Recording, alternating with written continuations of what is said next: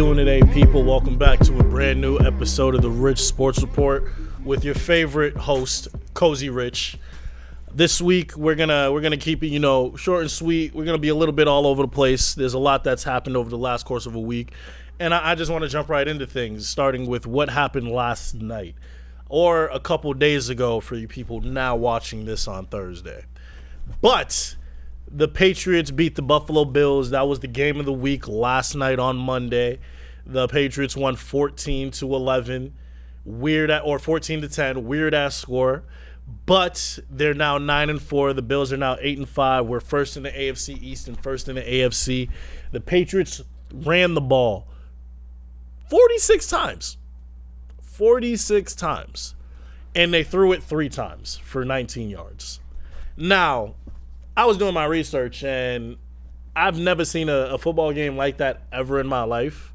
I'm 24 years old, about to be 25 in a couple months.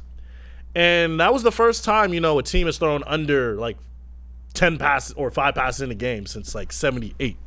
So, Bill Belichick had to, break out some new things and essentially just scrap the playbook and only run. And it worked because we had 222 rushing yards against the Buffalo Bills. The weather was atrocious. It was 40-degree winds. It was 20 degrees outside. Me personally, I respect the shit out of football players because I don't know how they be playing in blizzards, rain, sleet, snow, all that shit, negative 15-degree weather. I could never. But kudos to the Patriots. They did their thing, holding down the fort. They have a bye coming up next week, so they ain't going to be playing anyone, and then they get back to it versus the Colts when they return. The Bills, they're going to need to bounce back. They're 8-5. They're second in the AFC East. They're definitely going to make the playoffs, and we're going to see them again in 3 weeks. And that should be a very interesting game in Foxborough, and I can't wait to see that because hopefully the weather will not be a factor, and Mac Jones can actually have an impact on that game, unlike the impact he had last night. And I also want to talk about the team that I was kind of roasting last week. That was the Detroit Lions. Last week I mentioned how they were 0-10.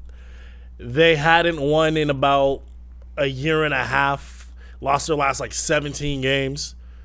Well, people, last week they just finally beat their first team of the year, the Minnesota Vikings, and I'm pretty sure they did it on the last-second field goal. I just want to say congratulations to the people of Detroit. Congratulations to the Detroit Lions, the head coach who just got hired this year, and the entire coaching staff and team, because you guys look like you won the Super Bowl, and I can't imagine what it's like to go winless as a professional. And I'm happy you guys don't have to experience that because that's sad. That's just really sad. You get paid, and you're getting paid to not win. That's y'all doing your things, though. But as pertains to the NFL, Arizona Cardinals are first in the NFC, Patriots first in the AFC. I'd love to see – I've been saying this all year, and I still want to say this. I'd love to see a Patriots versus Buccaneers Super Bowl. It's shaping out like that could be a possibility because the Buccaneers and Cardinals are top 2 in the NFC. But we'll see what happens. Now I want to touch base on baseball real quick. Nothing crazy. We're just gonna talk about it real quickly. For y'all that don't know, the MLB, Major League Baseball Association, is actually in the midst of a lockout. And for you that don't know what a lockout is, it's when the owners and the players cannot agree on a new CBA. And that's essentially an agreement between the owners and players about, rules, salaries, percentage splits of deals and revenues that the league makes as a whole. And they couldn't come to an agreement on that. So there's a lockout, which means that players can't report to training facilities, teams can't communicate with players can't sign new contracts, etc. Now, what does that mean for the MLB season?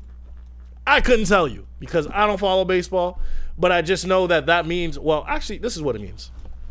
If there is not a new CBA signed by spring, which is when baseball starts again, they're going to start missing games. They're not going to play any games until a new CBA or, collective bargaining agreement has been ratified, assigned, and all that shit. And it has to be unanimous. So all the owners got to agree with it. All the players got to agree with it. So it's going to be a long road. It's only December. They got a few months until the new season starts. So I'm very interested to see how that goes. But I want to jump into boxing as well. People, y'all know who Floyd Mayweather is, of course. He's one of the richest men in the sport, probably the richest man ever to box. Man, Floyd Money Mayweather. He represents a boxer or sponsors a boxer named Gervonta Tank Davis. For y'all that follow boxing, y'all know who the fuck he is. He just beat the fuck out of Isaac Cruz this weekend. And he at his press conference called out Ryan Garcia. For y'all that don't know, Ryan Garcia is a Mexican boxer. He fights under Canelo's promotions, and he does a lot of social media things. He's very big on social media. Gervonta Davis called Ryan Garcia out, calling him an IG boxer, and saying that he himself is a real boxer who can essentially get it out the mud and fight on the streets. Now, I saw that as him calling out Ryan Garcia for a fight, his next fight. And I honestly want to see that because Ryan he is an IG boxer. He does a lot of promotions online, and he is very big with social media. But that doesn't mean the nigga don't got hands. My man's got hands. He's 22-0. Gervonta Tank Davis is 26-0. They both have a really big following. They're both really fast, really strong. Ryan is taller. I think Gervonta is stronger. But I would still love to see that fight, and I hope we can make that happen. We got to see Floyd versus Canelo. Floyd beat Canelo at the age of 40.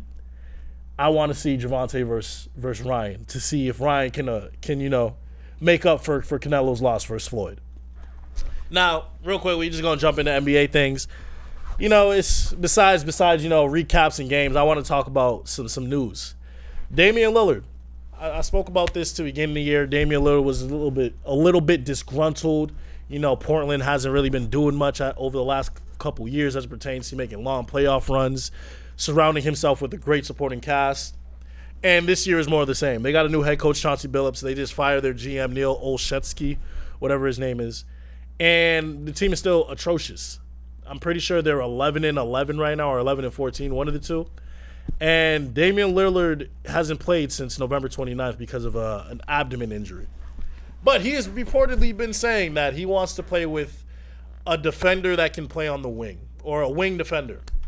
And names he has dropped have been Ben Simmons, who we haven't seen from once this year.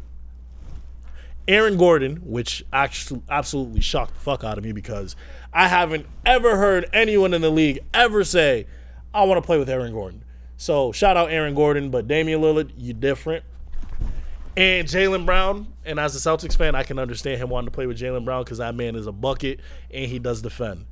But I kind of feel bad for Damian Lillard because he's in a situation where he doesn't want to leave Portland. He's been there a decade, 6th overall pick by the franchise, their best pick ever in my opinion.